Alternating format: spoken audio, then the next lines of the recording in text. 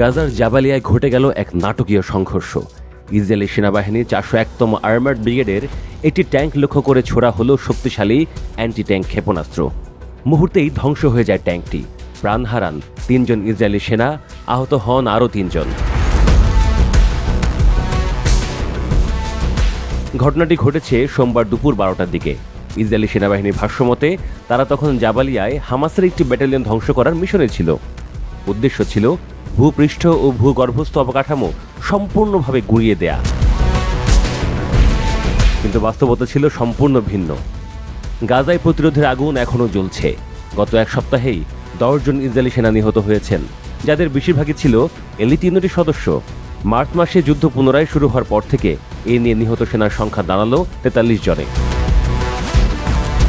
এদিকে গাজার দক্ষিণে খান ইউনিসের শুক্রবার এক দুঃসাহসী অভিযানে অংশ নেয় হামাসের সামরিক শাখা আল কাসাম ব্রিগেড। তাদের দাবি, এই ডেভিড স্টোনস অপারেশনের অংশ হিসেবে তারা একটি ইসরায়েলি সেনাবহরকে ঘিরে ফেলে এবং সরাসরি হামলা চালায়। ইয়াসিন 105 নামে রকেট ছুড়ে কাসাম যোদ্ধারা আক্রমণ করে একটি মার্কাভা ট্যাঙ্ক এবং সেনা পরিবহন গাড়িকে লক্ষ্যবস্তু বানায়। এক সেনাকে জীবিত আটকানোর চেষ্টা করলেও যুদ্ধক্ষেত্রে জটিলতায় সেই পরিকল্পনা সফল হয়নি। পরে তাকে হত্যা করে তার অস্ত্র ছিনিয়ে নেয় এক কাসাম যোদ্ধা।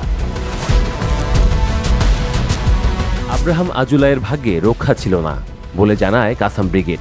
তবে পরবর্তী যুদ্ধে আরেকজন ইসরায়েলি সেনাকে বেঁচে থাকতে দেয়া হবে, কারণ এবার তারা একজন বন্দীকে নেবেই। কাসামের প্রকাশিত ভিডিও ফুটেজে দেখা গেছে কিভাবে যোদ্ধারা একটি ইসরায়েলি সেনাবহরকে ধাক্কা দেয়।